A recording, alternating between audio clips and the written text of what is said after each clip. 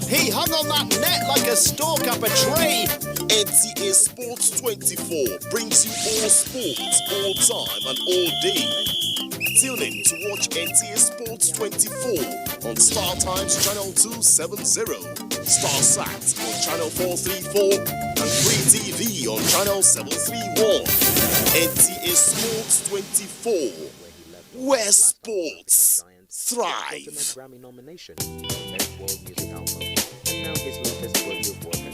Technology, the mother of all inventions, has influenced various aspects of human existence that in numerous difficulties has been brought to the barest level. Travel as a form of communication has been made simple through the invention of the motor car, which can travel 7 miles in a very short time. Due to various irregularities on the roads like potholes, careless driving, overspeeding and a host of others, the chances of motor cars getting involved in accidents cannot be overlooked. As such, devices like the seatbelt and airbags have been made. Basically, airbags are meant to serve as security for lives and property in our vehicles. The motor car airbags are safety devices or features designed to protect passengers and drivers in a head-on collision. The question begging for an answer, therefore, is how many car buyers take time to check the cars for airbags when they are purchasing one?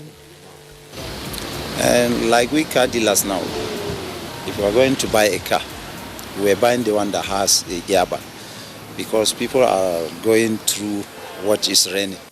About an airbag in a car, it's supposed to be a supplementary restraint system. It's supposed to be something that helps to assist during the time of an accident, but it only works well once you have a seatbelt across your chest, or else otherwise it can be a dangerous thing in a car. Airbags act as a cushion for passengers, thus preventing them from hitting the steering column and dashboard, which may lead to head, shoulder or even chest injuries. The importance of safety devices in a motor car cannot be overemphasized when purchasing a car. Therefore, it is advised to thoroughly check for those devices before purchasing a car.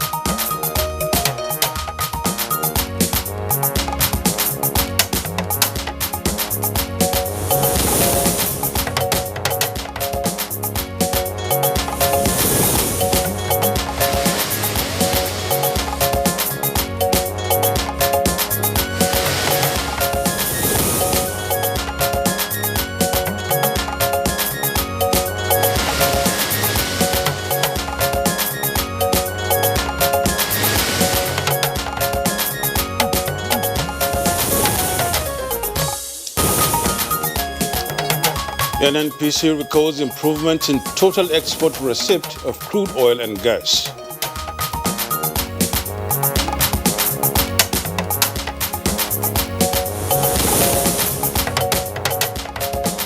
Federal government approves NIN enrollment for members of the diplomatic corps.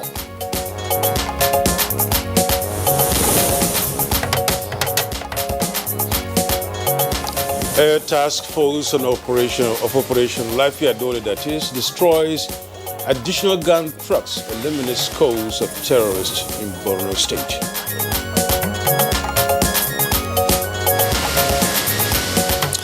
And on Good Morning Nigeria today, we shall discuss pertinent issues of the Finance Act 2020.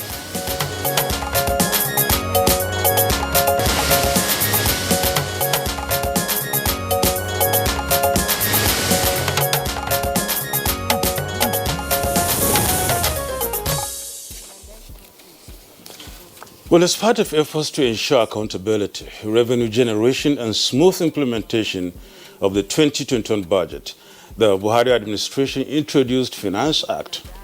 Now, the legislation, which came into force in 2019, is being reviewed every fiscal year to suit the economic reality of the times. This year is not an exception, as the Finance Act 2020 was also put in place to facilitate the full implementation of 2021 Appropriation Act. Now, at the signing of the legislation, President Muhammadu Buhari said, "The Finance Bill 2020 is very critical for the successful implementation of the 2021 budget of economic recovery and resilience. Its passage underscores our commitment as a matter of routine practice to support federal appropriation bills within annual finance bills designed to facilitate their implementation." Yeah, truly, the Finance Act 2020 introduced some changes to various tax regimes in Nigeria, including companies' income tax, value-added tax, VAT, that is, petroleum profits tax, individual or personal income tax, capital gains, customs and excise tax, as well as stamp duty tax, among others. That's right, Nadabu. Now, the amendments have granted relief and waivers to some entities and individuals. For instance, low-income earners receiving 30,000 naira per month or less are exempt from paying personal income tax. There is also the expansion of the scope of items liable for excise duties to now include telecommunication services provided in the country. There is also a reduction of import duty on tractors from 35% to 5%. Other changes include reduction of duty on mass transit vehicles for transport of more than 10 persons and trucks from 35% to 10%, as well as reduction on import levy on cars from 35% to 5%. Removal of VAT on rent of property, while commercial airline ticket is also exempted from tax henceforth. So, what informed the amendments at this time when, ironically, the nation is looking for more revenue to finance the budget? Now, we've seen some of the aspects of the VAT that have also been taken off. What is the rationale for that? What is also the reason for reducing, as it were, the import duty on vehicles and tractors when the nation is promoting made in Nigeria goods, especially in the automobile industry? These are some of the talking points as we'll discuss pertinent issues in Finance Act 2020. I'm Kingsley Osadolo, and I welcome you to Good Morning Nigeria. And I am Yusuf Nadabo Usman, welcoming you to Good Morning Nigeria, reaching you live on the network service of the NTA. As usual, we have our complimentary segments, including the newspaper review, business news, and others. For now, let's join Nolin Abelame for the morning news. Good morning, Nolin. Good morning, Adabo and Kingsley. Good morning, Nigeria. Here is the news. The Nigerian National Petroleum Corporation, NNPC, has announced a total export receipt of crude oil and gas valued at $120.49 million for the month of September 2020, representing a 16.28% improvement on the $100.88 million recorded in August 2020. A statement by the Group General Manager, Group Public Affairs Division of the corporation, Dr. Kenny Obateru, says out of the figure, proceeds from crude oil amounted to $85.40 million, while gas and miscellaneous receipts stood at $25.31 million and $9.78 million. The September 2020 monthly financial and operations report indicates a trading surplus of 28.38 billion naira, slightly lower than the 29.60 billion naira surplus in August 2020. This is as a result of lower contribution from the Nigerian Petroleum Development Company, NPDC, which recorded zero crude oil lifting from the Okono-Okpoho facility during the month due to ongoing repairs. However, other NNPC subsidiaries recorded surpluses over their previous month's performance. The latest fire outbreak at Ijesha Market in Lagos State has again drawn attention to the necessity of ensuring utmost care and safety consciousness when citizens carry out their commercial activities. The outbreak, suspected to have started when a cooking gas cylinder exploded inside one of the rooms converted into a shop, affected 62 traders and 28 households. It's not a little money. It's not a little money. I want the government to help us. They should just help us because we don't even know where to start from. It's much, everything just gone down the drain. Nothing. This is the clothes that they are wearing since yesterday. And the money I borrowed from bank to store the goods in the shop, everything burned down. We were able to contain the fire till around after 11 yesterday. We left it as a debris. We left some of our agents here. But unfortunately this morning, the debris took off again and the fire was we had to contain it again.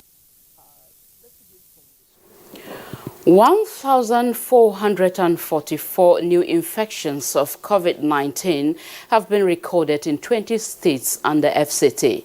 In the figures released by NCDC, Lagos State tops the list with 901, followed by Plateau with 136, then Kaduna with 57, while FCT has 54 new cases. Other states are Ebonyi 53, Akwa Ibom 52, Nasarawa 32, Osun 29, Ogun 28, while Imo and Oyo states have 16 each. 15 in Edo, 14 in Kano, 10 in Rivers, 7 in Ekiti, 6 in Borno, 5 in Abia. Benue and Yobe states have 4 cases each. Kebbi 3, while Anambra State has 2 new infections. So far, Nigeria has 110,387 confirmed cases with 89,317 patients treated and discharged, while 1,435 died of the virus. Away from health, the Minister of Communications and Digital Economy, Isa Ali Ibrahim Pantami, has approved the setting up of a National Identity Number Enrollment Center at the Federal Ministry of Foreign Affairs in order to simplify the process of registration for diplomats. A statement by the Technical Assistant Information Technology to the Minister of Communications and Digital Economy, Femi Adelui, indicates that the DEX will be set up by Tuesday, 19th January 2021. The center, which is being set up based on the request of the Minister of Foreign Affairs, Jeffrey Onyama, underscores the importance of the national identity number, as it is mandatory for diplomats who will reside in Nigeria for a continuous period of 2 years or more. Meanwhile, it is also mandatory for all other lawful residents in the country, as stated in Section 16 of the National Identity Management Commission Act 2007. The Federal Ministry of Communications and Digital Economy says it remains committed to creating an enabling environment for all Nigerians and legal residents to obtain their national identity numbers. Following the successful repelling of Boko Haram and the Islamic State of West Africa province ISWAP terrorist attack on Marte with the destruction of 7 gun trucks by combined ground and air operations, the Directorate of Defense Media Operations says the Air Task Force of Operation Lafia Dole has obliterated 6 more gun trucks and eliminated scores of terrorists who were attempting to reinforce their colleagues in the attack. DMO Coordinator Major General John Enenche says this occurred on the night of 15th January through to the early hours of 16th January 2021 as the Nigeria Air Force helicopter gunships engaged the convoy of ISWAP gun trucks as they approached Marte axis for reinforcement. The helicopters delivered accurate hits in multiple waves of attacks, obliterating no fewer than 6 additional gun trucks, which were seen engulfed in flames across the battle space. Several other terrorists were mopped up in follow-on attacks as the helicopter gunships continued to strafe the fleeing ISWAP elements. The rehabilitation of the federal roads in Kogi State, subsequently leading to the free flow of vehicular movement, has been described as another giant step by the President Muhammadu Buhari administration to improve the socio-economic status of the country. Commuters, however, appealed to the federal government to control the activities of security personnel on the federal highways to avoid unnecessary delays. From Lokoja to Abuja is good. You discover that quite a number of socio-economic infrastructures, road inclusive, are taking better shapes during this particular administration in this particular country. To be sincere, I won't tell you, there are a lot of work going on. Rehabilitating the road, most especially, I'm coming from Okene. If you go to Okene, you see the work. If you go to Mopa Amuro, from Kaba to Mopa Amuro, you see the work is going on there. I've been to all these places before coming. It's very better than before. The road is okay. The National Commission for Museums and Monuments has signed a memorandum of understanding with the Olaila family to put an end to all lawsuits concerning the demolition of the national monument Ilojaba in Lagos. The epoch-making ceremony was witnessed by correspondent Adiola Komi Akere. Developing city, so therefore I think we need to have a modern edifice there. So unknowingly, of the consequences, they went and brought this place down. We thank God that we have come to this stage, and I think what they were saying that we are supposed to suffer consequences, and I think that this thing has been waived off, because of this signing of this MOU. First thing is that it is a plus for both sides. The Olaya family can now move ahead, get the structure redeveloped, and then it can yield some economic return.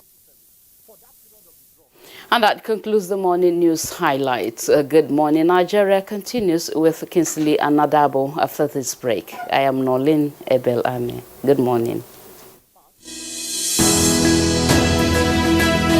A scorecard like no other.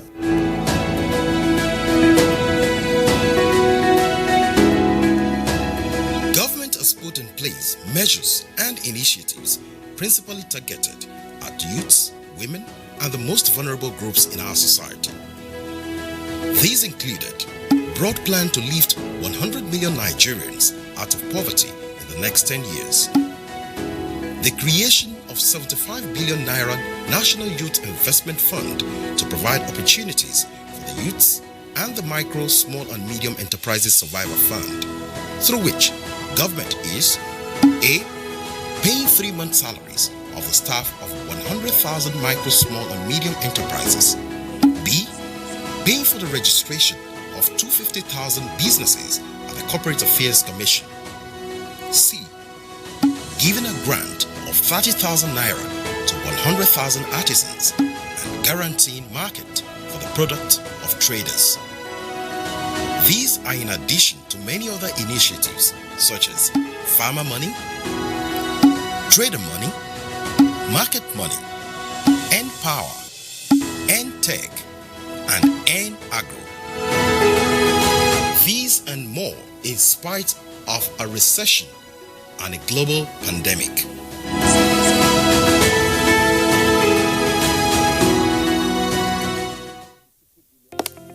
Although social media as a channel of communication is inherently harmless, it becomes harmful and damaging when used without discretion and thoughtfulness. Bad social media users spread rumors and fake news without verification. But good social media users stop, reflect, and verify information before sharing it. Be a good social media user. Stop the spread of fake news. Verify the authenticity of your source and use social media responsibly for a better Nigeria. This message is brought to you by the Nigerian Television Authority, NTA, in collaboration with the National Orientation Agency.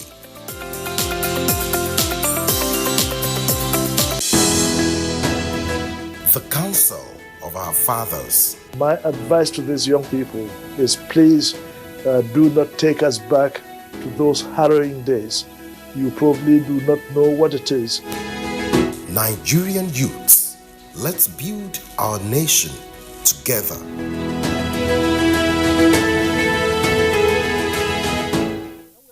In my house, we may look alike, but we are very different individuals. My adorable twins, they look so alike, but they don't like wearing the same things. And my little man, I had to find out the hard way because I've been trying to teach him my way. He loves to learn his own way because doing things his way is more fulfilling. Everybody believes their way is best. That's why Golden Penny Pasta is our favorite meal because due to its non-stickiness, it allows me to satisfy everybody just the way they want it. Golden Penny Pasta, made with durum wheat, is tasty, nutritious, a source of protein and fiber, and non-sticky. So you can cook, serve, and eat your pasta just the way you like it. Go on and enjoy your Golden Penny Pasta the way you want it. With Golden Penny Pasta, your way is best. Dear customer, link your Airtel number to your national identification number today. Here are easy ways you can do it. Dial *121*1# on your Airtel line and follow the prompts on the screen. Type in your 11-digit government-approved NIN number. You will receive a confirmation message to confirm your entry. You can also visit www.airtel.com.ng/NIN to link your phone number to your NIN. If you do not know your NIN, simply dial *346# to get it. No stress, no wahala. Airtel, the smartphone network.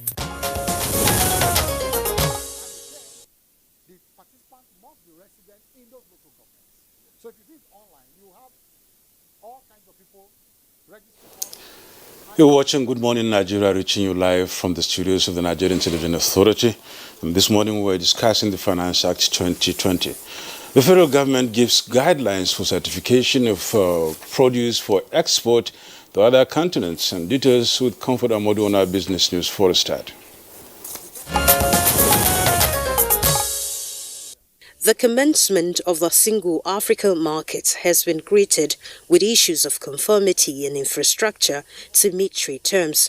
According to the Secretary General of the African Continental Free Trade Area, Wamkela Mane, only 35 African Union nations submitted their instruments of ratification to the Secretariat due to lack of border facilities.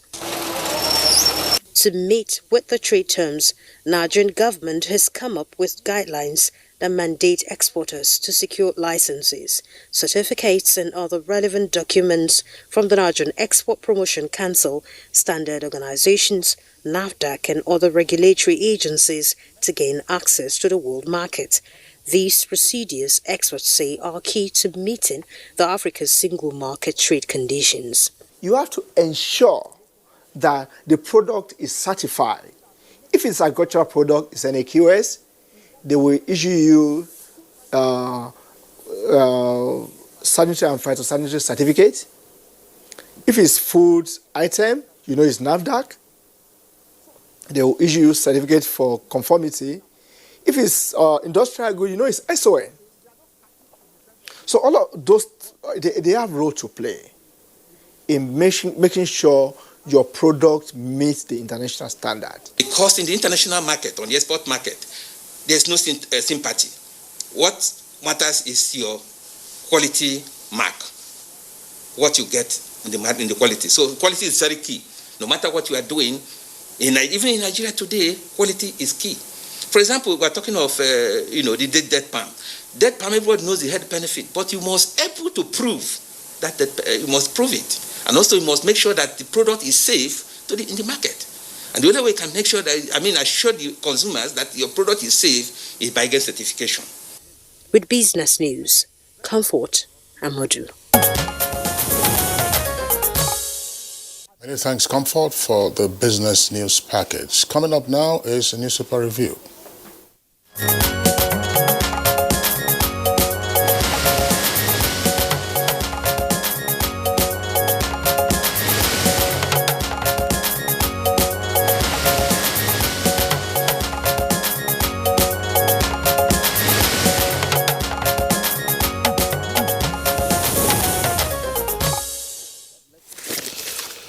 Bayo Atuebi, as usual, is already in the house. Good morning, Bayo. Thank you, Nadawo. Good morning. Good morning, Kingsley. All right, Bayo, good to see you. Hope you had a pleasant weekend. Thank you, yes. Okay, so let's begin by taking a look at the front page of the Punch newspaper. From top to bottom, that's beginning with the stories above the nameplate. PENCOM reviews payments as some 65,000 deceased relatives claim 215.27 billion naira. That's on page 21. NIN, federal government insists on Wednesday deadline and diplomats registration. Bandits kill octogenarian and 14 others in Zamfara and Kaduna attacks. Envoys list, Buhari posts ex-ministers to the UK and Spain. And MNK goes to the US. That's on page 7. Late story is on coronavirus, and by the way, an earpiece beside the nameplate there, you see the graphic display of the numbers relating to coronavirus in Nigeria. We have already recorded over 110,000 cases, and unfortunately 1,435 persons have died. Worldwide, over 2 million now have died from 95, over 2 million persons have died worldwide from some 95 million confirmed cases. A late story comes with a kicker as a headline: storage facilities. Nigeria may waste 100,000 COVID-19 vaccine doses, as attributed to experts. And don't disregard experts' advice. NMA tells federal government as schools resume. You have details on page 2. Now, the photographs there on the front page from Guatemala says Honduran migrants, part of a caravan heading to the United States, were stopped in Guatemala, and that took place yesterday, Sunday. Kaduna gunmen ambush anti-bandits police vehicle. 4 killed, cop missing. That's page 38. On page 21, Senate kicks as Petroleum Ministry spends 98.4 million naira on flyers. APC sweeps 44 Kano chairmanship seats and councillorship slots. Oh, well, thank you, Kingsley. Let's look at the Nation newspaper and see what they're in. Above the mast at the top, we have some 3 or so stories. Buni, leaders for Pali on Kwara APC crisis. That's on page 4. And we have 2023, Akande to meet Southwest leaders on page 8. Details as such. Bandits kill 10 in Zamfara, abduct 17 in Niger. We get that on page 4. And then rising inflation may push CBN to hike rates.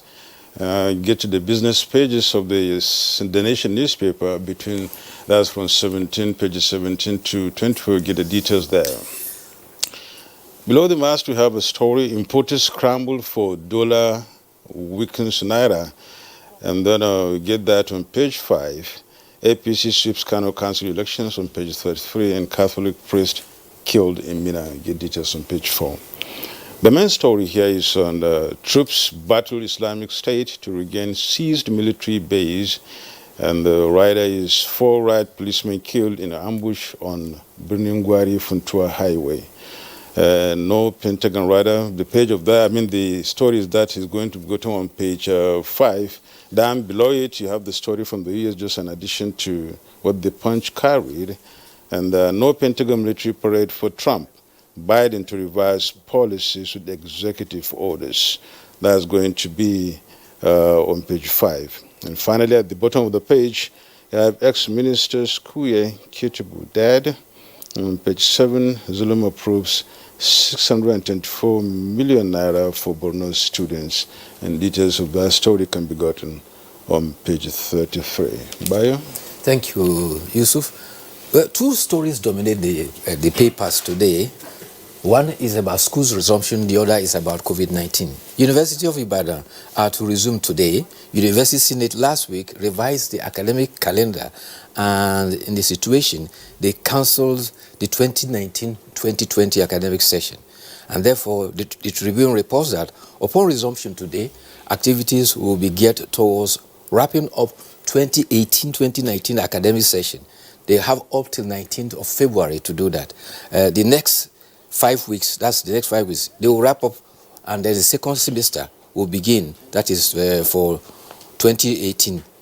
2021 session will begin by Monday, February 22nd. In the University of Benin, the spokesperson for the university, Dr. Benedicta Hanire, says that any returning student who refuses to wear a face mask will not be allowed into the campus. One of the cardinal identification made by university is that they have also amended the calendar for the activities, but possession of Android and smartphone is advised because e-learning has become inevitable, and the first session for the university is to start on 1st of April. The second semester will be 5th of April. In Kaduna Polytechnic has announced resumption of academic activities for Monday. However, the Kaduna state government says schools within its jurisdiction must remain closed. At a press briefing, the permanent secretary for the Ministry of Education, Phoebe Ayi, says the ministry is monitoring the situation and will make a pronouncement in due course. However, it has extenuated Kaduna Polytechnic and the National Open University to open because they requested to be allowed to write their exams. Meanwhile, the House of Representatives is saying that schools are not ready and should not resume today. Chairman House Committee of the House of Representatives on Basic Education and Services, Professor Julius Ihombre, says in a statement, the planned resumption should be extended by another 3 months until proper measures are taken to tackle the spread of COVID-19. Talking about spread of COVID-19, we had 1,867 cases on Friday, 1,598 on Saturday, and yesterday, 1,444. So in those just 3 days, we had 4,909 cases. The Tribune also reports that we had a case of about, the total now we have is 110,389. COVID-19 variant number 250 I1 as it's identified is already reported in the United Kingdom and South Africa. A third variant is reported in Brazil, and United States, for instance, is already have 21.5 million vaccines that has been distributed. Only 6 million has been administered. In England, 3 million has been administered in a period of 5 weeks. India yesterday launched the beginning of what is described as the beginning of the end of coronavirus campaign. It has 2 vaccines, Covishield, which is a version of the AstraZeneca, and Covaxin, which is its own Bharat Biotech made in India. The Prime Minister says that they are to vaccinate 300 million people in 6 months. That is on the average 5 million every month. Their plan is to make sure that they kick coronavirus out of India. India has a population of 1.3 million. And the report on Punch... Billion. Billion, yes. Billion, yeah. The report on the Punch is talking about COVID-19 vaccines may go waste is because of the storage requirement of the biotech vaccine, which has to be stored at minus 70 degrees centigrade, Antarctic temperature. So what the experts are saying that unless we are able to comply with that storage requirement, the vaccines will be ineffective by the time they are subjected to very high temperature. From that indication, I think our surest bet would have been the AstraZeneca, the Oxford version, which can be stored at a refrigerator temperature. That would have been better at least. We don't know anyway what the federal government or the Ministry of Health is up to.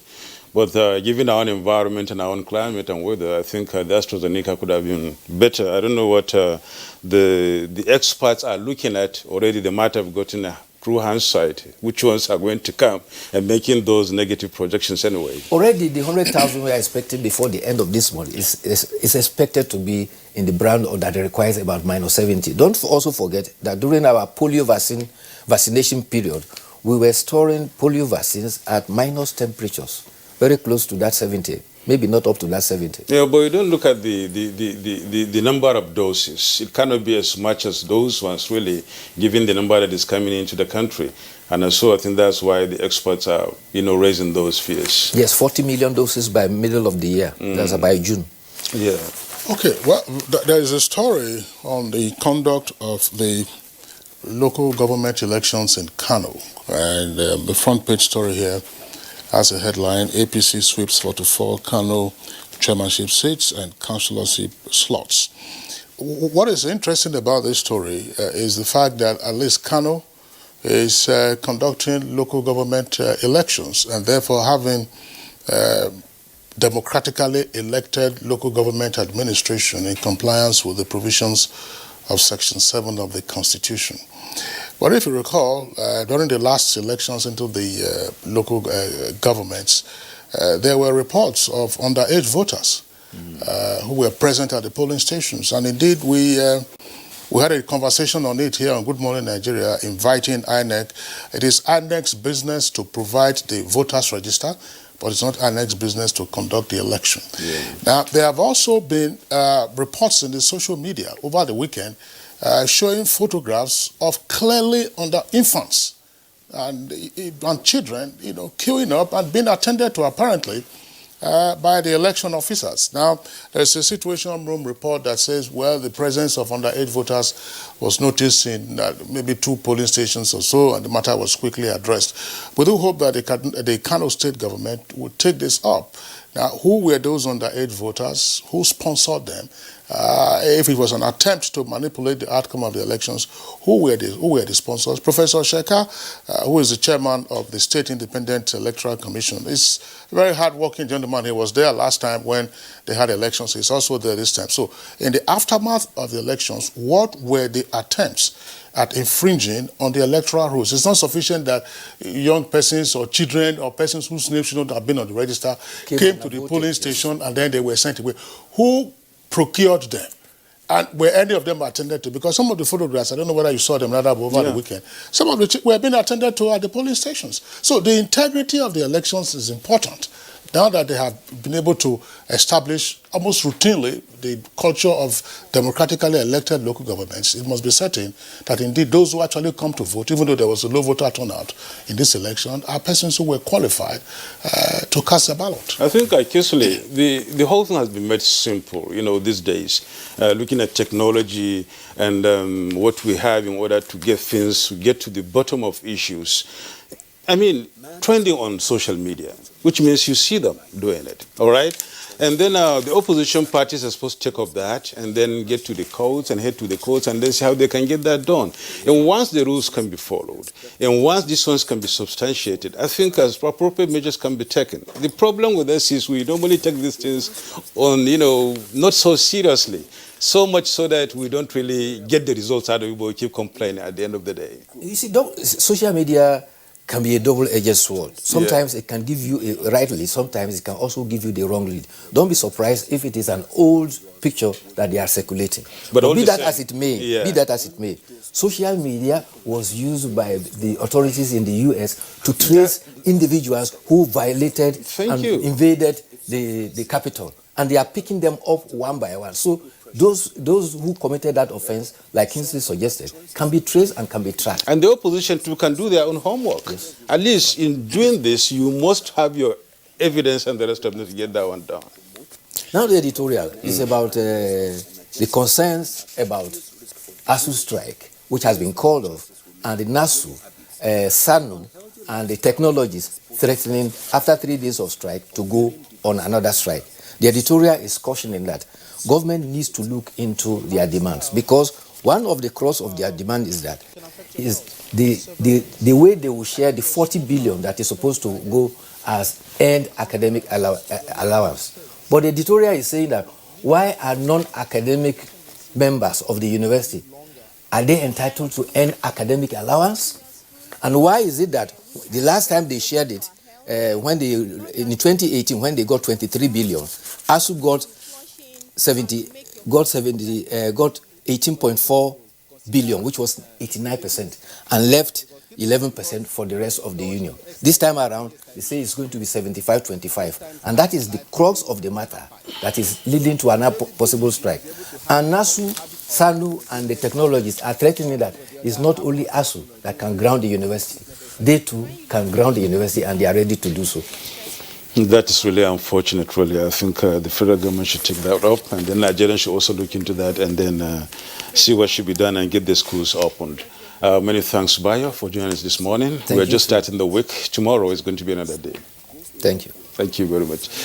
You're watching Good Morning Nigeria. We're reaching you from the NTA, and of course, we're discussing this morning Finance Act 2020. We shall now take a break. Stay with us. The counsel of our fathers. I will urge and advise our younger generation to use talent and brain to sort out problems, not arms. Nigerian youths, let's build our nation together.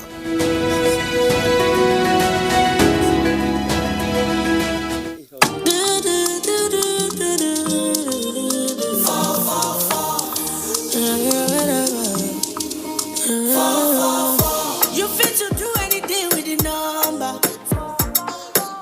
Everything is in no long thing with 444. No, they scatter your brain with plenty numbers. I beg you, ja, the number 444. Or me my love for. Or just say love 444. Only my 4, my logo. Control code in your hand. 444. Meta is a metaphor. You can recharge for a time, John. You can subscribe for the time, John. Anywhere you do, whatever you do, you can use the number. Oh, yo.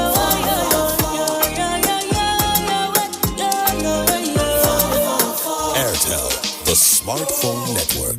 Nigerian youths are about the greatest assets the country has at the moment. It is therefore not surprising that the administration of President Muhammadu Buhari is strategically responding to the yearnings of the youth through multiple projects and programs. Youth entrepreneurship support years by Bank of Industry, the Youth Investment Fund by the CBN, and several other conditional cash transfer programs. Recruitment of 774,000 social workers, majority of whom are youths, and so many other projects that are beneficial to youths directly or indirectly.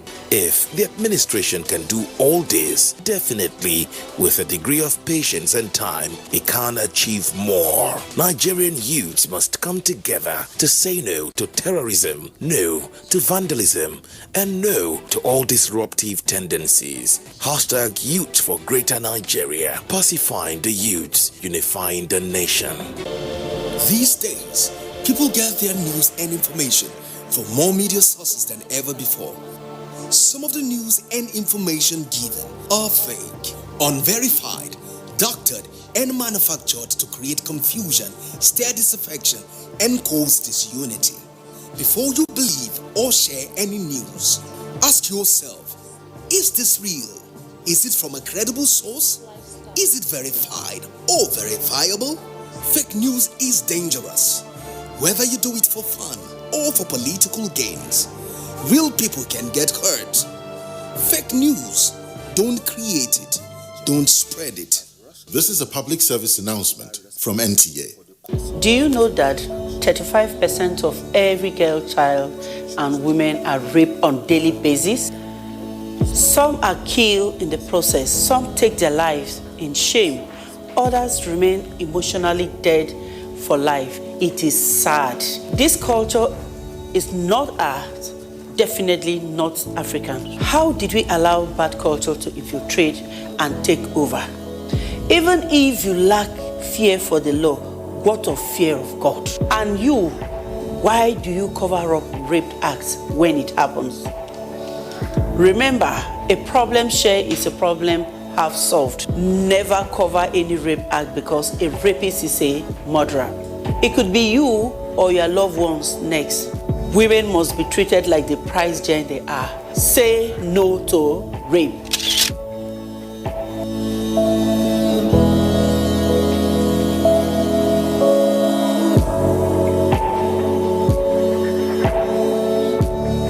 When times are tough, we know that as a mother, one thing you should never compromise on is your family's oral health, because they deserve the best. Oral-B, all-round protection. Its great value, it protects your mouth from harmful bacteria and also protects you against tooth holes and gum problems which can lead to tooth loss. It strengthens your family's teeth and gives them all-round protection. So remember, protect their future. Oral-B for healthier, stronger teeth in just 1 week.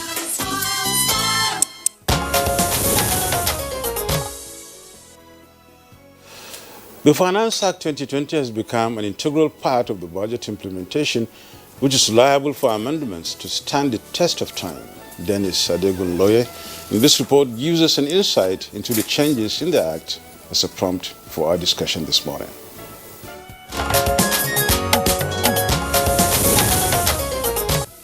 The Finance Bill 2020 was signed into law by President Muhammadu Buhari on the 31st of December 2020 and came into effect on the 1st of January 2021.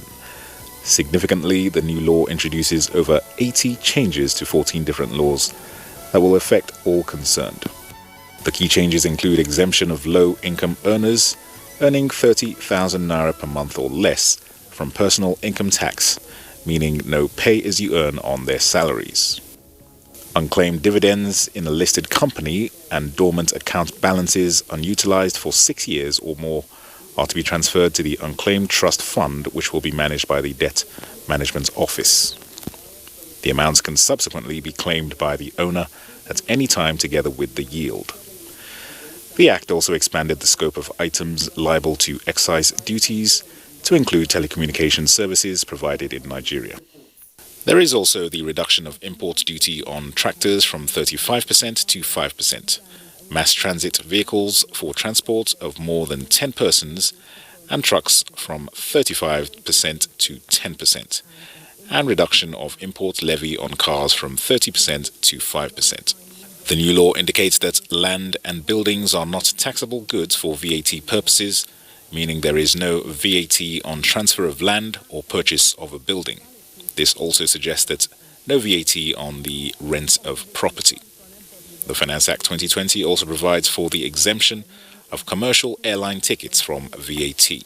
The broad principle is to consider how we will have adequate macroeconomic strategies to attract investment, to be able to grow the economy on a sustainable basis, but also to create jobs as the immediate fiscal strategies that we need to put in place to accelerate domestic revenue mobilization in response to the COVID-19 pandemic and the recent decline in the economy. President Muhammadu Buhari, upon signing the 2020 Finance Bill into law, stressed the importance of the new legislation to the successful implementation of the 2021 Budget of Economic Recovery and Resilience. He went on to say that in designing the 2021 budget, There was a deliberate choice to pursue an expansive fiscal policy given the challenges posed by the COVID-19 pandemic and the subsequent slide into a second recession. The intricacies and implications of the Finance Act 2020 will be the issue up for discussion shortly.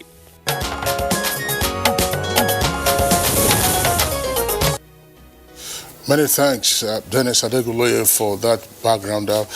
We have guests to discuss matters arising from the issue. At first, let's welcome Honorable Ahmed Aliyu Wadada, the former member of the House of Representatives and now Chairman Peugeot Automobile Nigeria. Honorable Wadada, delighted to have you with us on the program. Thank you very much. Good morning to you. Also joining us for this conversation and via Zoom from Lagos is a business and tax advisory expert. That's Albert Falorenshaw. Mr. Falorenshaw, pleasure to have you with us on the program this morning. Thanks for having me. Good morning, Nigeria. And we have another Zoom guest. Yeah, from Lagos still, yeah, really? That's right. Okay. Yeah, and that is Dr. Titi Fowokan, Council Member, Chartered Institute of Taxation of Nigeria. Many thanks for joining us this morning. Good morning. Thank you. Thank you very much. Okay, let's begin the conversation with Mr. Albert Falorenshaw, who is a business and tax advisory expert and one of the backroom hands who helped work on the Finance Act 2020. Mr. Falorenshaw, give us an insight into what the issues were in terms of consideration for the provisions that we now have in the Finance Act 2020. What is it that the government was looking at, and how the consultants and other players weigh all of this before reducing it into a draft bill? Oh, well, thank you very much. You will recall that in 2019, there was the Finance Act, which was coming 30 years after the last one was done in 1999, I guess. Okay, so the 2020 Finance Act is just a follow-up on the 2019 Finance Act. The 2019 Finance Act looked at all the outdated laws, okay, and also brought in a number of new provisions, okay, which was to stimulate the economy. We have the REIT, Real Estate Investment Trust provision. We have the security lending provision, and a couple of others like that, which were meant to revigorate the capital market and that. So this 2020 Finance Act is just to build up on that and to cultivate a culture of reviewing our law on a regular basis so that it can be in tune with the time, with the economy. And so this year, certain changes were made to those that were made last year in 2019. And of course, a couple of other sectors were reviewed. The agricultural sector, there are provisions. The issue around minimum tax provision was made because of the way the public also viewed the one that was promulgated in 2019. And so that was just the basis to ensure that, and to also facilitate FRS, Federal Revenue Service, and the tax authorities' work by giving them the right to deploy proprietary platform and technology in order to enhance the activities of the Revenue Authority. So those are the platform on which this 2020 Finance Act was built. Mr. Albert Falorenshaw, I want to assume that perhaps it's your manner of speaking when you say that the 2020 Finance Act was just a review of the Finance Act 2019. Certainly the implications and therefore the consequences of the Finance Act 2020 are far-reaching. There's no question about that from what some analysts and experts have indicated. So what were some of those outdated laws that some of the backroom hands needed to consider, and why was that consideration? And at a time when the government is saying, listen, we are cash strapped, we're also seeing a reduction in what some persons would regard as viable sources of revenue. Well, from what the minister have said, you in a situation of recession, okay, the trust was to ensure that no new taxes, okay, were promulgated, and that not too many reliefs or incentives were included, so that the government will be able to fund the 13.8 trillion budget. Okay, and so if you look at the minimum tax, the question was, why should companies be paying minimum tax on their turnover and not on their profit? Okay, and there are quite a number of companies that whose turnover, whose margin on their turnover is so thin that assessing them to tax on turnover was considered excessive. And so government looked at that and then reduced the rate from 0.5% of turnover to 0.25% of the turnover. Again, if you look at the provision on capital gain, which is not too elaborate, it just was to correct a minor error or misconception around the provision relating to compensation for loss of office, so that it will be known that it is only where the compensation is above 10 million that the capital gains tax will apply.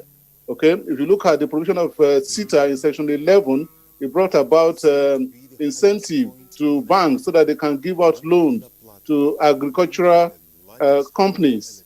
Okay, and so it reduced the moratorium from 18 months to 12 months, and also ensure that the rate of interest is still on the base lending rate at the time the loan was granted, refinanced, or restructured. A couple of other provisions, was made in that line, including the VAT provisions, okay, which now reduce or remove VAT on rent, like you mentioned, so that VAT will specifically be on goods and services, and of course intangibles or intangible that are owned by companies. So those are some of the provisions that has been made. I'm sure you know from the background information you gave, a whole lot of provisions were made. Yeah, many thanks, Risho. Dr. Titi, let's all stand or hang on to Lagos for a while. Whether be with us for a while, we'll come back to you. Dr. Titi Fowoka, the crux of the whole issue in the Finance Act 2020 seemed to lie heavily on taxes, and as being put forward, Nigeria needs money, and of course money to do a lot of things, looking at the recession, the COVID-19 and the rest of them. But here we are today. The Finance Act 2020 introduced some changes to various tax regimes in Nigeria, including companies income tax, value-added tax, VAT, petroleum profits tax, individual personal income tax. Are we not running contrary to reality? Thank you very much. Well, I would like to say that, like Mr. Ferreira said, the coming to play of the Finance Act is taking us back to the era where the tax laws are reviewed as often as possible. Talking about the amendments, there are quite a number of amendments that have taken place in the Finance Act, and this has helped us to get our tax system back on track. Some of it will probably be able to open up ways for government to realize the untapped revenue that are somewhere hanging in some transactions that are not within the purview of the tax authorities. Some are provided clarity. For instance, the Personal Income Tax Act then had some amendments in 2019 Finance Act, which removed things like life insurance premium, which a lot of employees do use to get the relief. So that's been brought back with some amendments.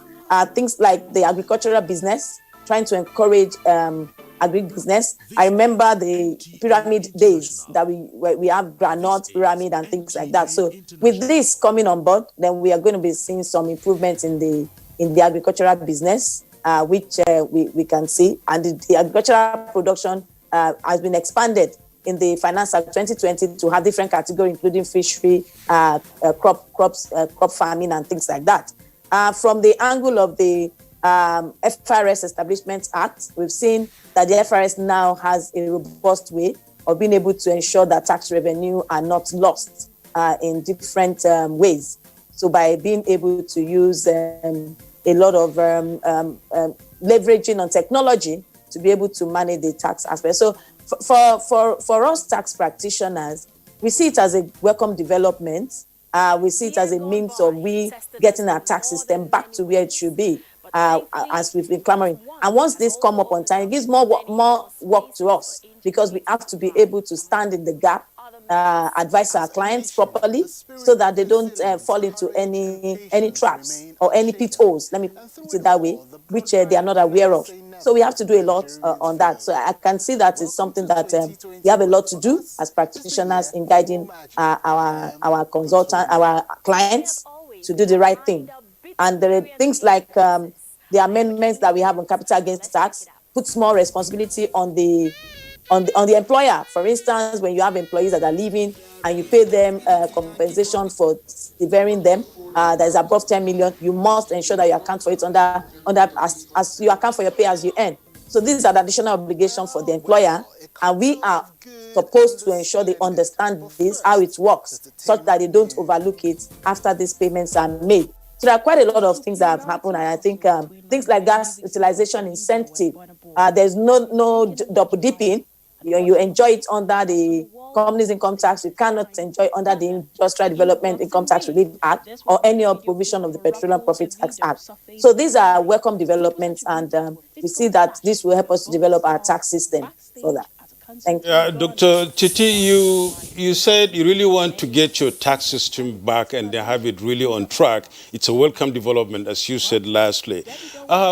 What have you been doing differently? How was it? Could you shed more light for us on how you want to get this tax system back using the Finance Act 2020? Okay. If we look at some of the things that are in the Finance Act 2020, they are addressing concerns of taxpayers, like Mr.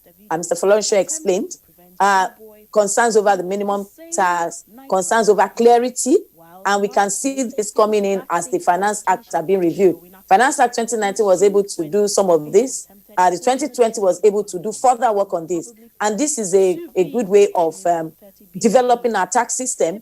And we have issues that have come up in the course of relationship between the tax authorities and the tax payers. And these are part of things that the Finance Act has tried to address in the 2020 amendments that have come up.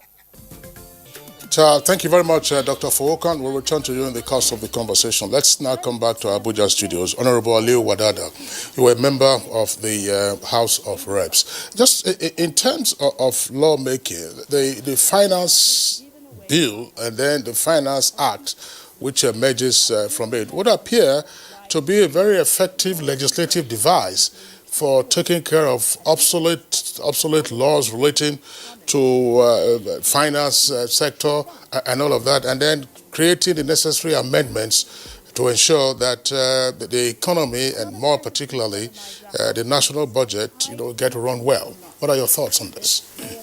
Fantastic. Rejigging the Finance Act, like they said, is a welcome idea. But it is one thing to think about rejigging an act, an existing act, and another thing, a different ball game to see if what you are putting in place are really implementable. I don't want to go deep into the act because I'm here on a particular or for a particular purpose. But being it as it may, having been a member of the National Assembly, the REITs he talked about, the securities and mortgage-backed securities were all propagated by the then House Committee on Capital Market, which I chaired. There was nothing we did not do to really propagate and promote those investment vehicles. But as at that time, we were not understood. We feel good and fulfilled today that they are being talked about. But really and truly, you, like the minister said, the whole idea around and about the act is to attract foreign direct investment and then provide employment at the end of the day. But your tax system has got so much to do as to whether to be able to attract or to unattract investors. And again, your tax system can be as good as anything. If employment is still a problem within the system, how do you now generate what you envisage or you require to generate? That is, those are one or two things that should be looked into about the act. But for me, I'm here on the automobile. You are here on everything. I mean, I'm not here on everything. we are taking advantage of your membership of the House, to deal with these aspects. As you have mentioned, it's one thing to have the act; it's another thing to implement it faithfully and get on that. There are also political issues relating to taxation, as you very well know. But not about, that's the point is as follows. But Albert Folorunsho was saying that, well, this is what they did and so on and so forth. It may be useful in general. Are Nigerians having a heavier tax burden in 2021 than in 2020, or they're having a lighter tax burden? First, as individuals, and second, as corporate entities. It was either too early or too late. Okay, that's for me. Well, lines from Things Fall Apart by Chinwe Achebe. Okay, so definitely, if you look at the provision of the Act, you will observe that definitely Nigerians will be paying less tax as far as 2020 is concerned, starting with number one, the issue around minimum tax, which has now been reduced from 0.5% of turnover to 0.25%. That's number one. Number two, individuals that are minimum wage earners are now exempted from tax. That is huge. Okay, and so those set of people will not be paying any tax at all. Three, if you look at the VAT provision, it has effectively removed rent of property from VAT. So, which means Nigeria definitely will be paying less tax. Again, if you look at still on the VAT, domestic travel tickets are now excluded from VAT. There is also the provision around minimum tax. The stamp duties, even though there is no reduction in rate, but of course there is a recharacterization of the stamp duties deduction. Okay, that remains the same. So again, if you have small and medium scale enterprises that are into agriculture, they have now been provided with incentives under the IDITRA, that is Industrial Development Income Tax Relief Act, such that for their first 4 years, okay, they will be they are exempted from tax, and which can be extended for additional 2 years. The tertiary education tax provision has also been amended to ensure that enterprises that are or businesses with turnover of 25 million and below, which we call the small companies, are excluded from payment of education tax. So if you go through those lines, you observe that definitely moving from 2019 Finance Act to 2020 Finance Act, definitely Nigerians are paying much lower tax going forward. But of course, the intention of government is to ensure that more people are able to pay.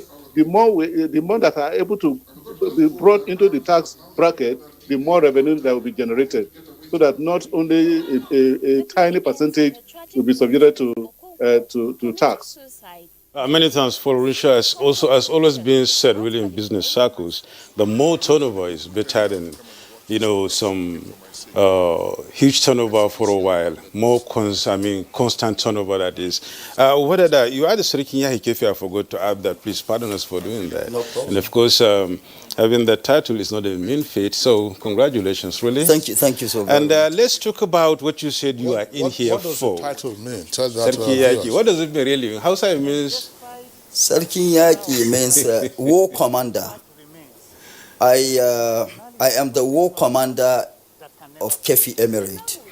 So it is for me to always stand against any kind of invasion into Kefi Emirate, and also to go out there and fight for whatever good I will as an individual, in collaboration with other people like you, to see how Kefi Emirate benefits. That would be the equivalent of array on account in some parts of the Southwest. That's it. All right, congratulations. So let's talk about what you said you were here for. The Finance Act. Yes. All right. The Finance Act includes reduction, of duty on mass transit vehicles, and of course for transport of more than 10 persons, and then trucks from 35% to 10%.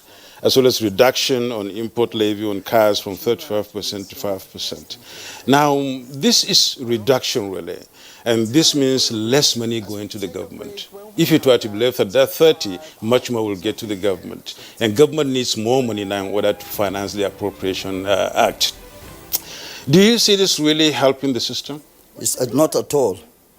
Not at all. Not at all in the sense that it peripherally, it could be seen to help the system. But looking at it from a larger perspective, you are killing an industry. An industry, the automobile industry will be completely dwindled or extinguished by such a policy. Why am I saying that? The National Automotive Industrial Development Plan came up with 35% tariff on imported vehicles so that it serves as a discouragement to importation, and then as an incentive, an encouragement, so to say, to the local assembly plants. Now, if you say as a palliative to whatever, COVID-19, you are now reducing tariff on imported vehicles at this day and age from 35% to 5%. 5% is what SKD, that is the automobile plants, pay. Like I said earlier on, the initial figures were 35% on imported, fully built units, imported vehicles, and then 5% on SKD. SKD is semi-knocked down. What the automobile plants, components that automobile plants bring into the country and assemble here. Now, reducing that of imported vehicles from 35 to 5%, putting the two levels at par, is of course a disincentive to the automobile industry. It is, with due respect, it is shameful enough for Nigeria in 21st century not to have gotten to the level of manufacturing as it is. Not to talk about the policy, the changes and whatever. It is shameful enough for us not to have gotten there. And as struggling as the automobile plants are in Nigeria, putting the best they can to really add the needed and required value to the system, you are now discouraging them. Because they cannot compete. There is no way with such policy, tariff policy regime in place. The automobile sector in Nigeria cannot compete. And Nigeria will become a dumping ground to all kinds of vehicles into the country. So what we are saying is, if, like they said, the tax regime, the 2020 Finance Act is to generate more income or more revenue for the government. You are now killing an industry that has over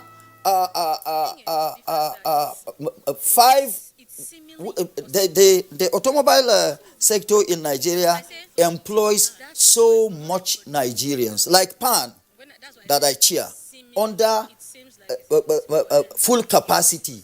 PAN employs nothing less than 3,000 Nigerians. If you have 3,000 employees, how your tax, what you will be having generating from tax alone in PAN is enough to take care of. I wanted to interject earlier on, yeah, and you've now hit the nail on the head. Talking about PAN, you are the chairman of PAN Nigeria Limited, yeah, and you're talking about the incentivization of this system to the automobile industry. Yeah.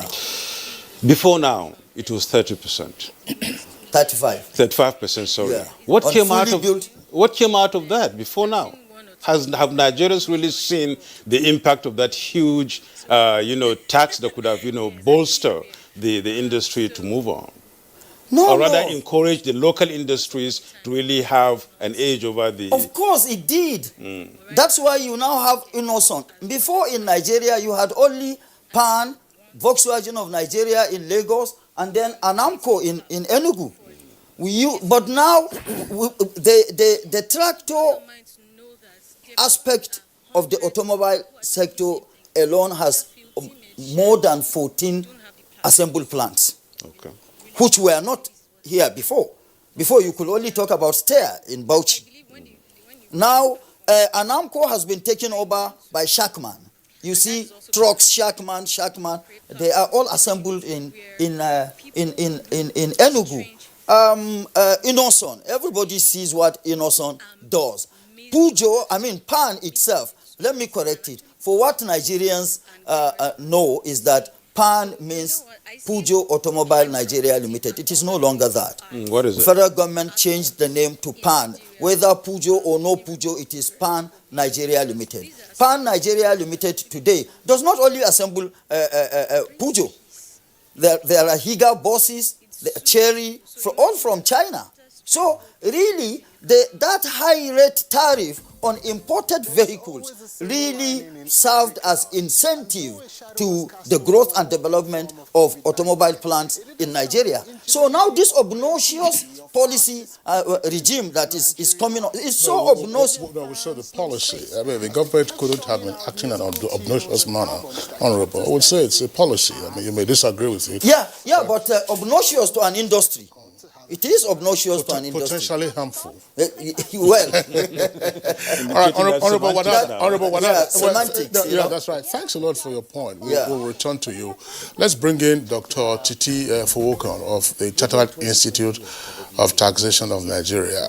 Dr. Fowokan, what's your reaction to this? You can see how passionate Honorable Wadada is in discussing aspects relating to the reduction of the import duty on fully built units versus CKDs or SKDs. It's the government ordinarily uses tax policy as a tool of economic management. Is this the right thing for the automobile sector, in your opinion?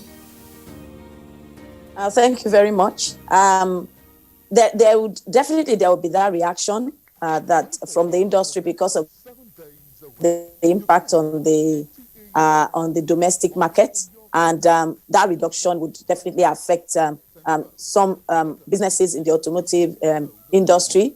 But it is all with the intention of government ensuring that they can encourage foreign direct investment into different aspects of the economy, and looking at the canons of taxation, things that has to do with equity and fairness. I know that's the angle the industry is actually coming from. We know discouragement or the encouragement of development of the domestic business, which is the angle they're talking about. But I believe that the thinking behind government policy would have gone through some series of considerations before this was brought about. And I know that the intention of the government is not to kill any industry, but to encourage players in that industry to give it a wider competition for everyone. So my own view about that is that government's intention is not to just discourage that industry, but to consider the situation of things as it is now. If we look at what some of the amendments in the Finance Act 2020, there were some that were tied to a period of time, a particular assessment. And I believe that because the Finance Act review is an annual thing, any policy which is going to have any effect or any amendment that will have effect on any industry or any aspect of our economy will definitely go through review with the belief that Finance Act has come to stay. And I know that when the agitations of the industries are brought forward, just like we talk about the minimum tax, the turnover rate, the 5% on turnover reduced to 0.25%, is because of some agitations. So I believe if government is aware of what the industry is saying, and I believe that the different categories of industry experts would have been involved in coming up with the amendments that have been proposed in the Finance Act 2020. So that's my concept about that. Many thanks, Dr. Titi. Let's hear from Albert Folorunsho. Albert Folorunsho, are you on the same page with Titi, or how would you react rather to Wadada's comments about the automobile industry as far as Finance Act 2020 is concerned? Okay, thank you very much. Like we said, the Finance Act is not just focused on one side. Before I go into their comments, we need to look at the implication of this reduction in duty. We must also highlight the fact that the first one has to do with duty on tractors, okay, so that they can more people can have access, will be able to buy tractors. Duty on motor vehicle for transport of more than 10 persons. And of course, if you look at from the ordinary motor vehicles, the duty and levy used to be 70%, 35% duty, 35% levy. Okay, and the only one that was reduced is I think one of them was reduced to 5%, making what is payable now to be 40%. Now, we have issues around smuggling of vehicles into the country. Why? Because they think that the duty was too high. A lot of people go through Cotonou and Benin Republic, okay? And so the revenue that will have been generated at the Nigerian port are being earned by other countries. That is one reason. Two, how many vehicles the industry that we have, the auto industry in Nigeria, how many vehicles are they able to produce? Okay, have they looked at the Nigerian needs and of course the need of the generality of businesses, the need of generalities of agricultural sector in terms of tractors and all that? Are they able to meet 10% of those needs? Okay, so and we cannot wait until all those, until they grow to the level of meeting the needs before you can allow the other businesses to expand. So I think the government thought us that let us allow more vehicles at a lower rate to come in while still encouraging the industry. Of course, a way the government can encourage the industry is to ensure that their vehicles are used in all government institutions, so that the issue around sales will not be a problem for them. Okay, and maybe he will also educate us what is the quantum of vehicles that are being produced by the industry now? What is the number? What is the Nigerian need? What percentage are they meeting? What is the projection for them to meet the requirement of Nigeria? How many years will it take them to meet those requirements? Of course, we have issues around the port, clearing vehicles and all that, demurrage here and there. But those ones are still problems that can be resolved. But Nigerians also have to have access to vehicles, okay, and the one they can afford. Some of them we believe that will also put them, a lot of people have invested based on whatever agreement or discussion they have had with government, which should be kept. And government must find a way to ensure that they are able to meet their projection, okay? Foreign direct investment is desired, and that is why there are consultation, there are agreement here and there. Government, I believe, will meet their own part by ensuring that for all government institutions and also encourage other non-government institutions to patronize all those new vehicles that are truly produced in Nigeria. So the question is, those industries, are they truly producing their vehicles in Nigeria? Those are questions that also have to be answered. Okay? I don't speak for custom, but I believe that this policy will encourage, will increase their revenue generation and reduce smuggling all over the country.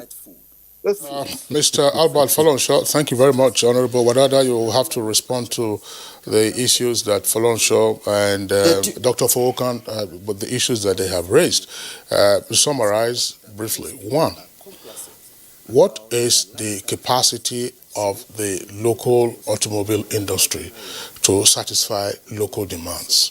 Two, even after producing, is the government or are the governments, that's to say local, state and federal, serving as off-takers of the vehicles produced by the assembly plants. In other words, you might not therefore have a challenge if you produce 100 units, those 100 units are snapped up. So those are the key things that they have raised, plus the fact that there is a clear differentiation between vehicles for passenger transport, vehicles, that's to say tractors now, for agricultural purposes, and vehicles for personal or luxury use.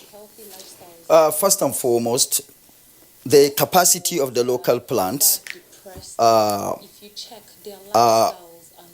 almost 1 million per annum as they stand today, or it stands today. And if that is not good enough, then the environment is a determinant as to, and who makes the environment? It is government. And government, it's one of the fundamental responsibilities of government to make the environment enabling enough for businesses to proliferate. And if you talk about, that is on capacity. And now talking about foreign direct investment. Before you go to foreign direct investment, yes, you talked about off-takers. Yeah, off-takers. Yeah. Off-takers, well, I don't want to sound too negative here.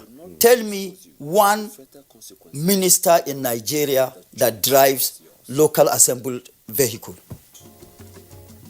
Even your colleagues, members of the National Assembly, your colleagues who are in the National Assembly, they don't, during the coronavirus, they budgeted, and I think they even received some of those luxury cars from a very well-known nation. So really, the patronages have not really been encouraging. Are you some saying some MDAs, yes, patronize local assembled vehicles, but the patronages should be much higher than what it is. But being it as it may, permit me to say that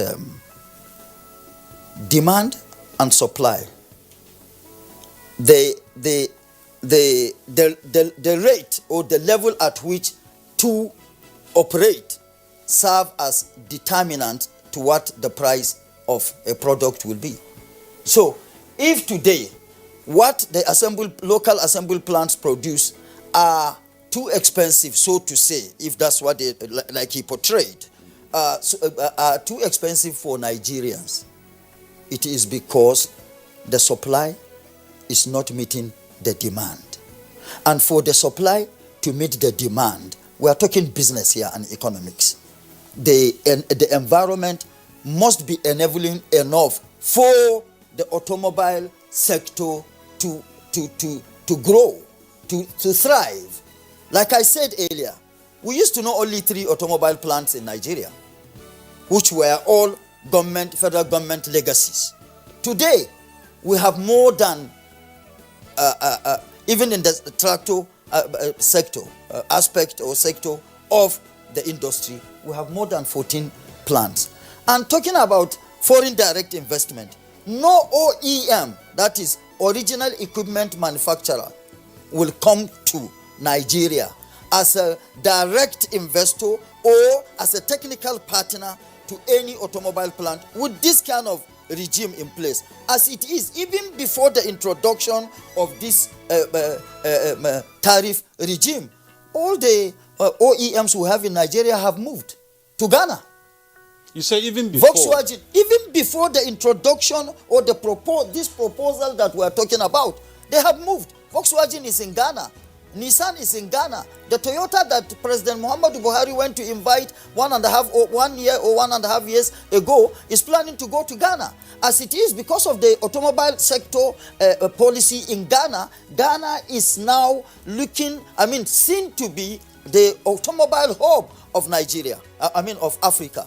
And permit me to say, West Africa. With the much that President Buhari has done on conceptualization and realization of AFTA, African Continental Free Trade Area, Nigeria is supposed to, by of course obvious reasons, supposed to play a dominant role.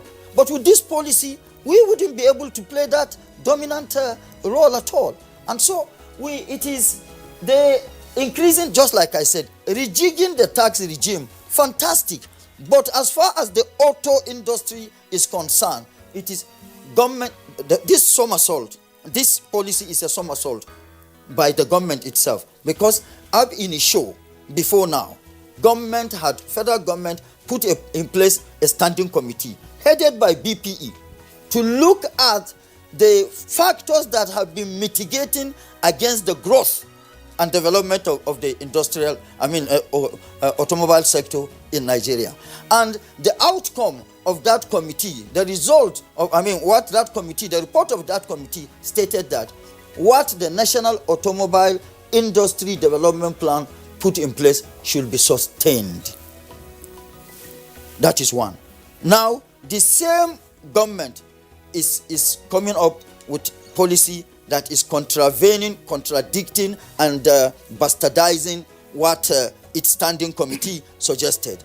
Secondly, when this issue came into the offing, meeting was called at the office of the Vice President, where NAMA, that is National Automotive Manufacturers Association, was in attendance, to representing, of course, the automobile sector. And at that meeting, because of the argument advanced by NAMA, the meeting resolved that NAMA should go and articulate a document that will show the way forward to balance or come up with an equilibrium from what the thoughts of government are and what the industry thinks,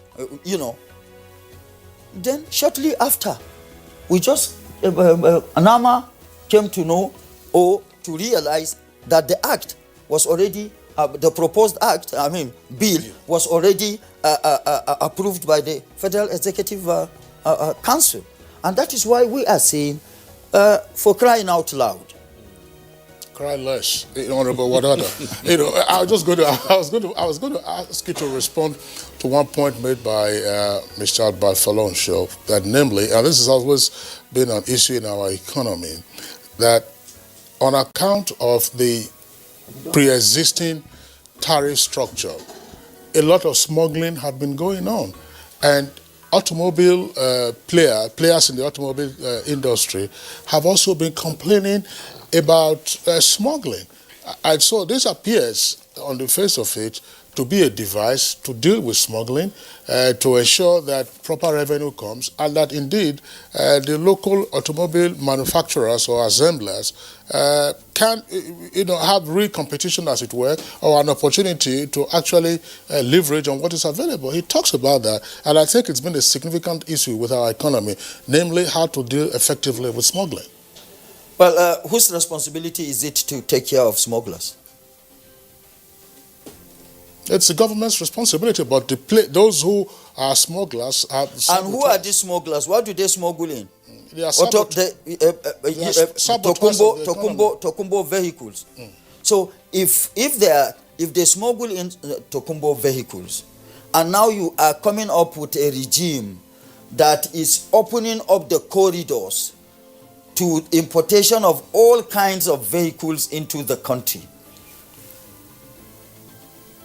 and yet you want to generate internally more revenue from is it through reduction of tariff that you will have more revenue, or by creating the needed and required enabling environment for the automobile business to proliferate? If we have more automobile plants in Nigeria, that means more employment for the citizens and more taxes to be paid by the citizens, which of course means more revenue for the government. So what are we really talking about? More revenue for the government, and then a sector is being developed, a sector is being deepened, a sector is being grown. Which one is better? Just like we are talking Toyota here, we are talking Volkswagen, we are talking Nissan, we should be talking Nigerian products, if not anywhere, within the West African sub-region. Honorable Wadada, You've made the point, really, and of course, Kingsley, this is maybe a topic for another day. It's a very wide one, the automobile in Nigeria. Of course. We have really looked at that. Aliu, who is the DG of the Automotive Development Council, has been a regular guest on Good Morning Nigeria. But of course, we are discussing this one relative to the new tax regime embedded in the Finance Act 2020. We're going to have to take a short break now. When we return, we'll continue the conversation with our three guests.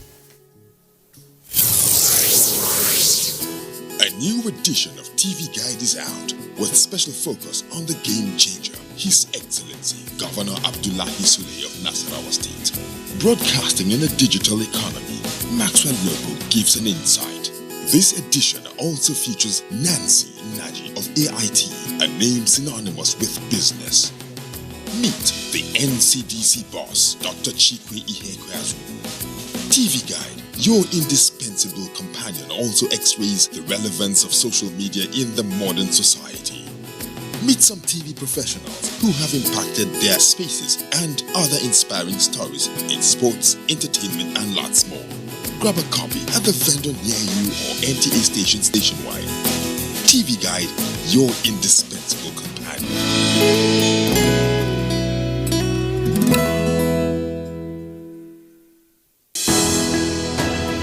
Dialogue, empathy, love, and unity. These are vital components of nation building. For all to be well, we appeal that we should refrain from volatile, provocative, inciting messages and language. Let's build and not destroy.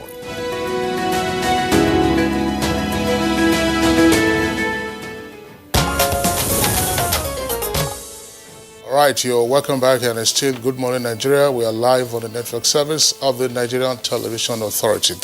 Now we're going to back to Lagos with Albert Falonsho via Zoom. He's a business and tax advisory expert. As we indicated, he was one of the backroom hands that worked on the draft finance bill that is now the Finance Act 2020. Mr. Falonsho, and indeed the other two guests that we have, there's another big elephant in the room, and that has to do with the provision that the federal government can now access unclaimed dividends and dormant balances or balances in accounts that have been dormant for a number of years. Why this? Because it's generating quite some furore. Well, thank you very much. This has to do with the crisis intervention fund, which government intended to set aside in the advent of any pandemic in the future. And the idea was to raise about 500 billion for that fund. As a subset of that was the idea of the Unclaimed Fund Trust Fund. Unclaimed Fund Trust Fund is to be a fund that will accommodate or that will manage specifically just two for now, which is the unclaimed dividend and, of course, dormant account balance. If you look at other claims, these funds expand usually beyond that. They look at funds that have been abandoned. You have people who die without any details. We have people changing their addresses without, they cannot be reached. We have people that have life assurance policy, and these funds, when they die, nobody makes the claim. We have pension, that people have, but they never claim the money. We have people even keeping valuables in bank, and at the end of the day, nobody comes to gather them. Meanwhile, on a regular basis, banks and these other institutions are required to provide this information to their regulatory authority, and those records are there. So usually what is done is to set up a trust that will manage it for the beneficiaries and for the government, so that individuals don't take benefit of these funds, so that individuals, though belongs to individual, but are managed on their behalf by government.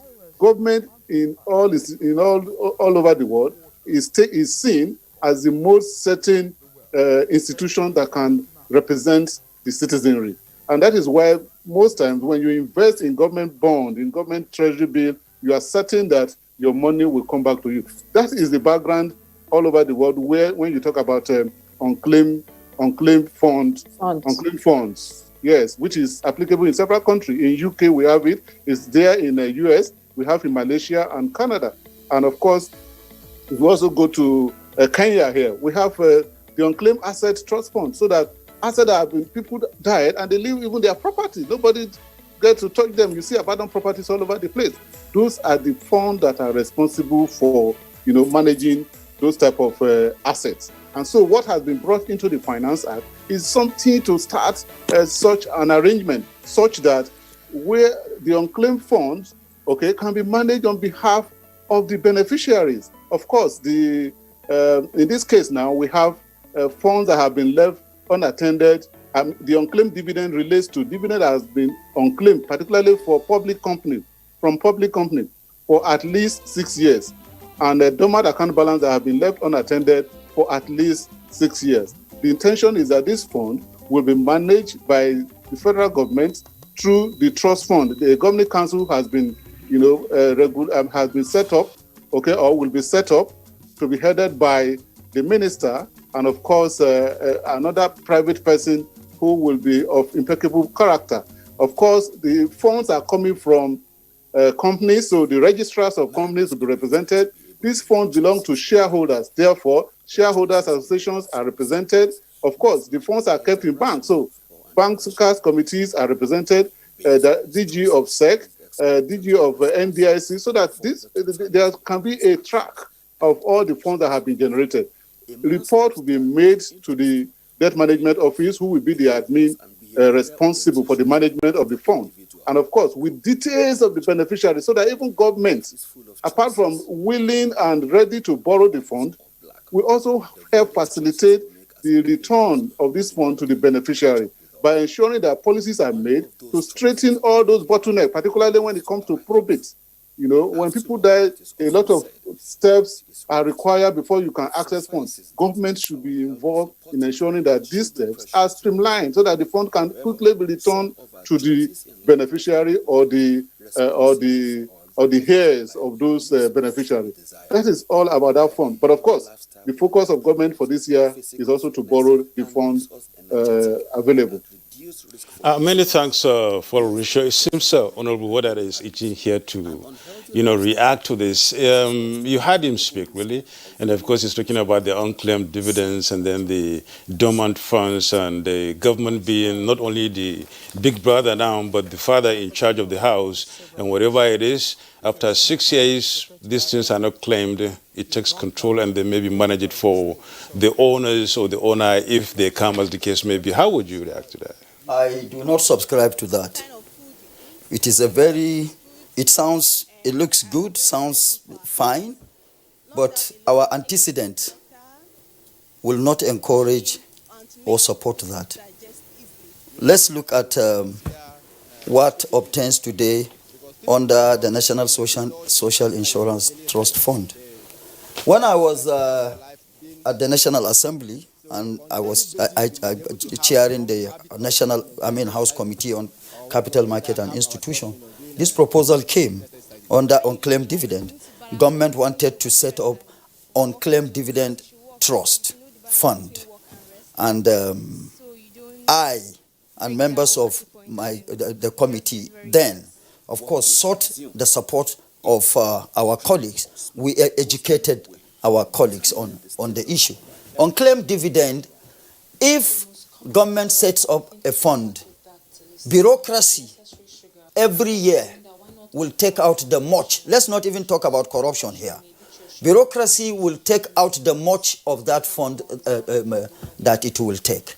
We said rather than doing that, this unclaimed dividend accrued as a result of private businesses. So why should the government, if private individuals are not taking from government, why should government take from them? What should be done is for government to assert its authority, powers and authority, to say, now the Nigerian capital market, give us the figure of the final figure of unclaimed dividend you have. Once that is gotten, the registrars, as he said, under the Apex Regulator, Securities and Exchange Commission, the Bankers Committee, which of course the Apex Regulator of the money market, that is Central Bank of Nigeria, will form a committee and see how that unclaimed dividend figure or amount will be ploughed back to the capital market business, and whatever return on investment gotten annually, government could propose that whatever return on investment that is gotten annually from unclaimed dividend, operations of unclaimed dividend should be either channeled to the health sector to take care of maternal and child, or channel it to education to say this return on investment this year or for the next 3 years will be providing pencils to primary schools. Meanwhile, the fund is still there. Any day, any time, the rightful owner or inheritors of whoever the original owner was come up, they will now be given what belongs to them. And so should also be applicable to the dormant account balances. But for them to be put together and be managed by government, forget it. And like he said, at the end of the day, the ultimate objective this year is for government to be able to access that fund, borrow from it, and partly fund the budget. If government, I propagated this and I still stand by it. It is one of the ways that we can grow and really deepen the Nigerian capital market. If government wants to borrow, let it issue bond within the market for just like it does on the money market, treasury bills. Issue a development bond for Nigerians to invest on it and raise capital, raise funds from it, and fund your budget. But fund budget that will bring back investment, not to fund budget that you construct. Government will construct roads and without putting toll gates and anything. Money will not be realized at the end of the day. That's not what it should be. Honorable Wadada, thank you very much. Let's get the views of Dr. Titi Fowokan on this point. Dr. Titi Fowokan, just as a reminder, we're not part of that conversation. On Good Morning Nigeria a couple of years ago, we actually dealt with the issue of dead persons' bank balances. How do banks deal with the deposits left behind by dead persons whose successors or survivors do not know about those balances and who therefore do not get to deal with it? Earlier, Folonshaw was indicating that in some other jurisdictions, such balances form part of what goes into a trust fund to be managed by government. It would appear that those dead persons' balances don't form part of this. Could we not have started with dead persons' balances using, as Wadada has said, the Bankers Committee to say, look, if there is information about a dead person, and in some cases from what we learned a couple of years ago, sometimes this can run into huge amounts. Thank you very much. My view is that things that has to do with individual funds needs to be properly handled or handled well, because when beneficiaries eventually get to know that their funds are whereas in the bank and they need to access it and they cannot access it, it becomes a challenge. As an institute, we also don't want a situation whereby individuals will lose their funds if not well managed. What we think and what we've always stood for is that the bureaucracy around what the government is about to do needs to be dealt with, such that if eventually the owners or the beneficiaries of the fund wants to access it, they don't have problems with accessing it. Albeit, banks currently use these funds. They use it to generate more income. And what government is trying to do is to have an overview over everything. For those who are deceased, definitely there would be either beneficiary or their records. So what would have been expected is that efforts would have been made or policy would be put in place to ensure that their beneficiaries of these funds are identified. to ensure that through the bankers committee, the banks identify these beneficiaries and they get them their funds. Now, let me take, for instance, the unclaimed dividend issue that they were talking about. Some people have dividend, and because the banks or the companies they invest in are not tracking them, then they don't have access to these funds. It's until when this platform came up that a lot of people now start saying, oh, so I have this dividend, oh, so I have this dividend. So I think with the level of awareness that we have now, it is necessary to first of all identify how the owner of the funds can get access to it, or beneficiaries of this fund. When that is explored, then whichever one is not being able to access can now be invested, and government needs to have proper records to ensure that at the end of the day, nobody is losing their funds when the time comes. Instead of just leaving the idle funds to be hanging, there is need for attempts to be made to identify owners or beneficiaries and to resuscitate these accounts.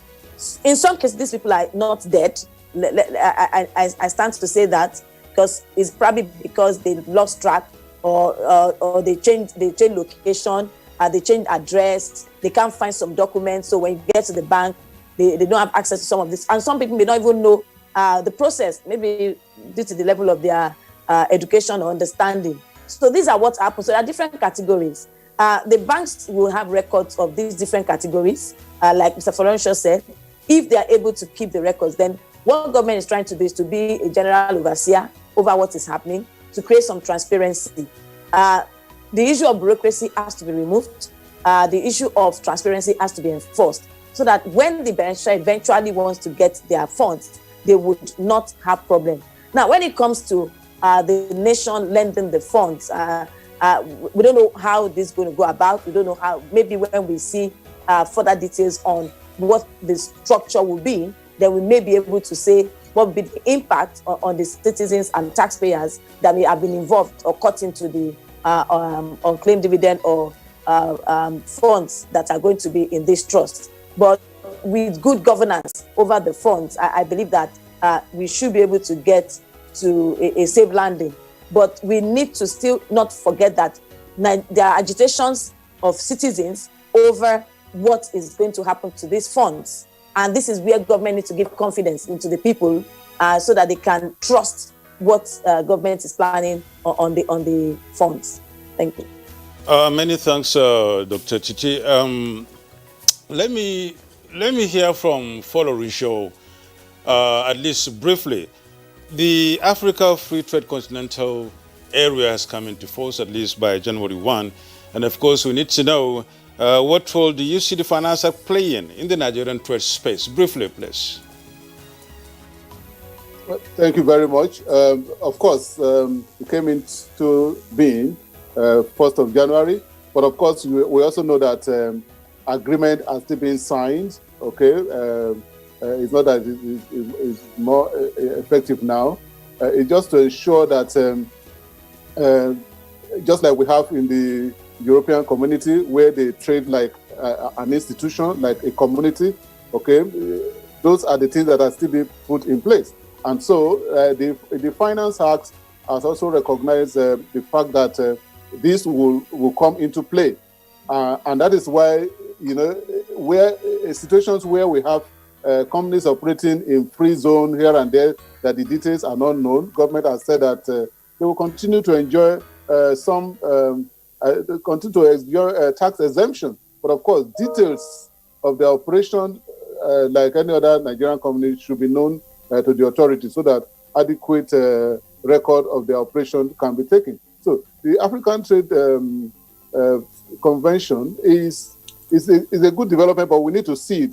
And we need to prepare our own grant so that we'll take advantage of it. If you don't prepare your own home and then you are signing agreement with the others, then you will just be giving them benefits, while you will not have the appropriate platform to take advantage of those provisions. I think those are the crucial things that government needs to do now. Look at the different countries and the type of advantage that can accrue to Nigeria, and let's ensure that we have that appropriate platform, appropriate background. If you see some of the provision in the Establishment Act that the FRS has brought in, is to be able to take advantage of the multilateral agreement that have been signed with other countries. If we don't prepare our own home, we will not be able to take advantage. They will just be taking advantage of us, like the CRS provision. Okay, CRS provision. If we don't have that platform to benefit from it, then we'll just be a one-sided agreement on our own part. So I think those are things government need to do now to ensure that we are able to take advantage of this African Free Trade Convention that have just started. Mr. Falonsho, for the benefit of our viewers, could you quickly explain what the whole law is now with respect to the impact on the charges of electronic bank transfer? There used to be the argument about stamp duty, who to collect, who not to collect, and then you have money transfer. Now, what's happening? So there's a flat rate at a certain threshold, and so on and so forth. At a time when we are encouraging e-banking, at a time when if you were to take cash to deposit above a threshold of, say, 500,000, you, of course, will pay a levy stipulated by the Central Bank of Nigeria. Now, even for electronic transfer, there is also a levy on it. How do you reconcile all of this, or in fact, even explain it to our viewers? Okay, thank you very much. That has to do with stamp duty in 2019. Because of the controversy around who really is responsible for collection of stamp duty between NIPOS, FRS, and the State Internal Revenue Service. A provision was made in the 2019 Finance Act to state categorically that stamp duty has nothing to do with NIPOS. NIPOS is to sell a stamp, adhesive stamp, as the case may be.